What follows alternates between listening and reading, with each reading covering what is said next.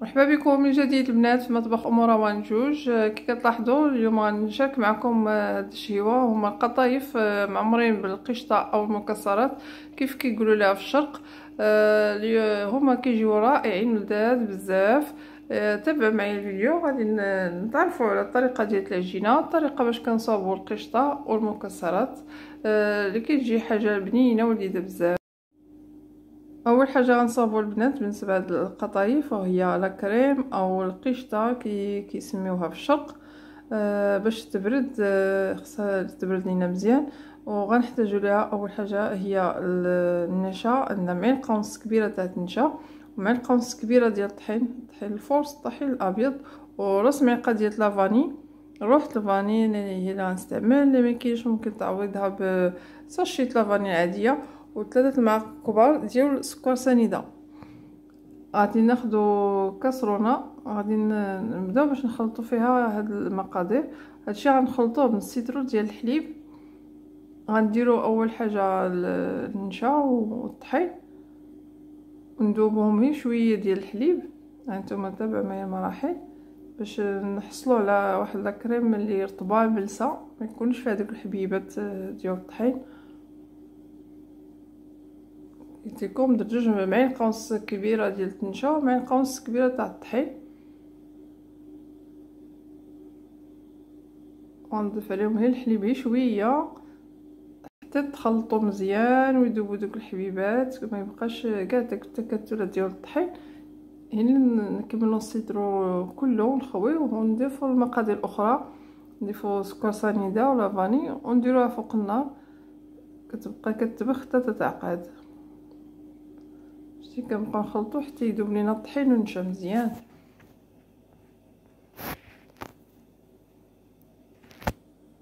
دابا كنضيفو لافاني ونضيفو السكر سنيده وكنخلطو مزيان، ونزيدو الحليب اللي باقي لنا السيترو كملوه.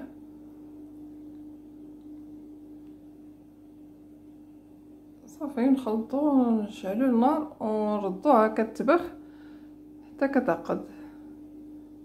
كتولي بحال الشكل ديال المهلبيه، بحال كريم بحال كريم باتيسيير بحال هكا كتولي عقده. هنا كنطفيو عليها النار. هانتوما البنات لاكريم دابا صافي وجدات، جات رطبه نتوما كتلاحظوا ما فيهاش دوك الحبيبات. غنضيفوا عليها معلقه كبيره ديال الزبده باش هي تخليها باقي تعقد، تولي عقده اكثر باش ملي نعمروا القطايف ما تسيحش لينا ما تكونش جاريه. صافي ونضيفوا عليها ماء حتى سخونه باش تذوب الزبده ونحركو مزيان تتخلط. صافي وكنجيبو فيلم اليمونتير وكنغطيوها تلصقوه بالسطح ديال لاكريم ونخليوها حتى تبرد مزيان، تكون بارده مزيان. هنا غادي نخدموا بها. دابا ندوزو نصاوبوا الحشوه الاخرى اللي فيها فواكه جافه، وهنا نصاوبوا العجينه. يلا ما تمشيو التعفين، بقاو معايا متبعين الفيديو حتى الاخير. بالنسبه للحشوه الثانيه غندير فيها المكسرات الفواكه جافه. انا عندي اختاريت شويه ديال اللوز مسلوق ومنقي ومقلي وهرمشتو، الكركاع حتى هو شويه مهرمش، شويه ديال الكوك. المهم المقدار على حسب الاختيار ديالك، على حسب عدد الاشخاص اللي عندك في الدار. المهم حسب داكشي اللي غتوجدي ديال القطايف. وحتى المكسرات ديري النوع اللي بغيتي، ممكن تبدلي هاد الشكل اللي درت انا او ديري شكل واحد فيهم. غادي نضيف عليهم واحد معلقه ديال السكر كلاصي ونص معلقه صغيره ديال القرفه، وغنجمعهم بمعلقه ديال الزبده وواحد معلقه كبيره ديال ماء الزهر.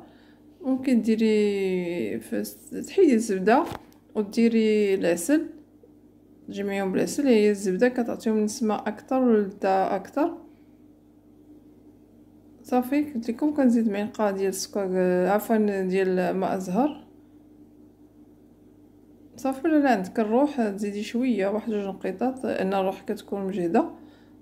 وغادي نجمعهم غندلكهم مزيان بهذيك الزبده حتى يتجانسوا العناصر كلها فيما بيناتهم.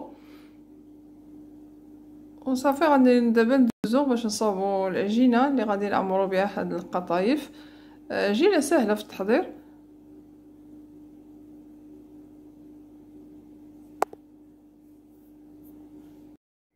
بالنسبه للعجينه البنات غادي نخلطوها في هاد الروبو، او اللي ما عندوش ممكن يدير الطحانه الكهربائيه العاديه، ولا تخلطوه بليد، ومن بعد هذاك تعاودوا دوزوه الصفايه باش يكون عندكم خليط ملس، ما فيش داك الحبيبات ديال العجينه ولا حتى حاجه. غادي ندير فيه، غنعجنو ونقولوا المقادير في نفس الوقت. غنجيب كاس وباش غادي نعبر، غندير فيه 3 كيسان ديال الماء خليط. المهم عجينه القطايف نحتاج لها 3 كيسان الماء دافي، الماء بحال كنجنو بغرير وكنجنو الخبز، الماء دافي، وجوج كيسان ديال الطحين، طحين الفورس نفس الكاس باش كنعبرو، جوج كيسان ديال الفورس، ونص كاس ديال السميده رقيقه، سميده خاصه بالحلويات، نص كاس، وراس معلقه صغيره ديال معلقه صغيره نص ديالها خميره الحمراء، خميره خاصه بالحلويات، نص معلقه صغيره، وجوج معالق كبار ديال سكر سنيده، وجوج معالق عفوا معلقه واحده صغيره ديال الخميره ديال خاصه بالعجينه، معلقه صغيره، وجوج معالق ديال النيدو غنضيفوهم حتى هما، جوج معالق كبار ديال النيدو، وشويه ديال الملحه لابد منها، ولا فاني. ضفنا ساشية الفاني هي زدتها. صافي كتلاحظوا كنحاول نصاوب الخليط من الفوق باش يمكن ليا نطحنو بلا ما يفيض ليا، لان عندي روبو صغيور، ولكن معليش انه كيساعدني بزاف في العجينه. صافي دابا غادي نصاوب ونديرو نطلقو يدلكها مزيان. نتوما ندير في الاول السرعه الاولى هي اللي غادي ندير الثانيه ونخليها تطحن مزيان. هانتوما باش ينجحوا لنا بنات القطايف خص يكون الخليط على هذا الشكل، القوام ديالو على هذا الشكل، يكون ملس، ما يكونش فيه داك التكتلات دوك حبيبات تاع الطحين. صافي درتو في هذا الاناء وغادي نخليه يرتاح 5 دقائق ونرجعو نطيبوه. بعد ما خلينا الخليط يرتاح لينا 5 دقائق غنوجدو السيرو. درت كاس ديال سنيده وجوج كيسان ديال الماء عبرت بهذا الكاس، غادي نخلط سنيده شويه تذوب، هني نديرها فوق النار وهي طلع على الغليه، ونعصر فوقها شويه الحامض ونخليه تيتبخ، تيولي فيه دوك فقاعات صغيورين. ديك الساعه ولا عندنا السيرو موجود باش غادي نسقيو هاد القطايف. الخليط ارتاح البنات 5 دقائق، دابا غنبداو نطيبو فيه.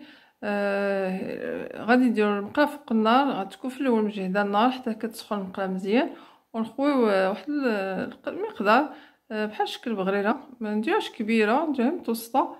صافي نقصوا عليها النار ونخليوها كطيب. نتوما شفتوا النار تقريبا ما منقوصه بزاف، ما مجهداش، متوسطه. صافي وغادي نوجدو واحد المنديل ولا المهم باش اللي طيبناها غنحطوها فيه ونغطيوها. ان في هاد القضيه ضروريه كي اللي طابت نحطوها نغطيوها. منين نبغيو نعمروهم غادي نعرفوا السبب علاش. وكذلك حاجه اخرى اللي طابت نحطوها في هذاك الزويف اللي وجدنا ونحطوها على وجهها. نتوما كتلاحظوا معايا شتي غنوجد البلاصه فاش غنحطها. صافي شتو كي جا لونها مذهب، غنحطها على وجهها ونغطيها هكا بنا نطيب وحده بوحده ونغطيو حتى كنكملوا الخليط ديالنا كله. دابا غادي نبداو كنعمروا البنات القطايف. راه وجدت الطاوه فاش غنديرهم، راه هما كم الطياب. شي وحدين بديت نعمر فيهم ملي كنت نطيب وكنعمر. لا كريم اللي حضرنا هي شتو كي عقدت بردات وعقدات، شدات في راسها مزيان. والخلط ديال المكسرات راه هي موجوده، غندير شي وحدين بلا كريم وشي وحدين بهذيك، لان كل واحد اش كيفضل. كي قلت لكم السر في هذا سميتو، علاش قلت لكم قبيله تبقاو تحطوهم على وجههم وتغطيوهم ما حطيهم سخان باش يبقاو طريين باش يتسدوا لينا. غناخذ وحده ونحطو فيها الحشوه ديالتنا، نبداو بهذه اللي فيها المكسرات ونسدوها، ما نعمروهاش بزاف هي القياس، ونسدوها على هذا الشكل. شتي هكا ملي طريين راه كنبركو كيتسدو ما غاديش يتحلو. الا فاتو حتى نشفو ولا بردو بزاف هاد ما غتسدش ليكم كاع هكاك، هاد القطيفه ما تسدش، ولا تسد شويه غير تخشيها في الفران وغادي تحل، ما غاديش تجي مزيانه، ما غاديش تصدق. داكشي علاش قلت لكم خصك كي طيبوهم تغطيوهم بزويف وتحطوهم على الوجه ديالهم. اولا كي كنت انا دابا ملي كنت نطيب فيهم كنت نطيب وكنعمر في نفس الوقت، بين ما طابت شي وحده كنعمرها ما حدها باقي طريه باقي سخونه. غندير الاخرى هذه غندير فيها لا كريم نفس الشكل، غادي ندير لا كريم ونسدها. ولا فاتو تنشفوها واخا ديري الماء ولا زعما ماشي بحال العجينه اخرى دير لها الماء وكتسد، هادو لا واخا ديري الماء ما كيتسدوش. الحاجه الوحيده هي انك كي طيبيهم تحطيهم على وجههم وتغطيهم مزيان يبقاو طريين حتى تبغي تعمريهم. صافي دابا غنكملهم كلهم على هذا الشكل ونستفهم بطاوه دهنتها بالزيت، وتا هما غندهنهم بالزيت ونخشيهم في الفران. تيكون الحراره متوسطه، كنشعليه لتحت حتى يتحمروا، يعني كنشعليه من التحت يعني كنشعل الفوق يتحمر حتى هو، لانه بيتهم غير يتحمروا. تقرملوا ليا شويه، انا دابا شتو رطبين بحال البيغري غير في الفران كيحمرهم كيتقرملوا شويه تيجيو مقرمشين شويه صافي، وتا تيخرجوا عليه كنسقيوهم صافي. وقبل ما ندخلوا هادو اللي فيهم لا كريم نتقبوهم بشي كوردون ولا المهم شي حاجه ضروري خصنا نتقبوهم باش ما يطرطقوش لينا في الفران. صافي نكمل على هذا الشكل اللي نرجعوا نشوفوهم من بعد ما نخرجهم من الفران.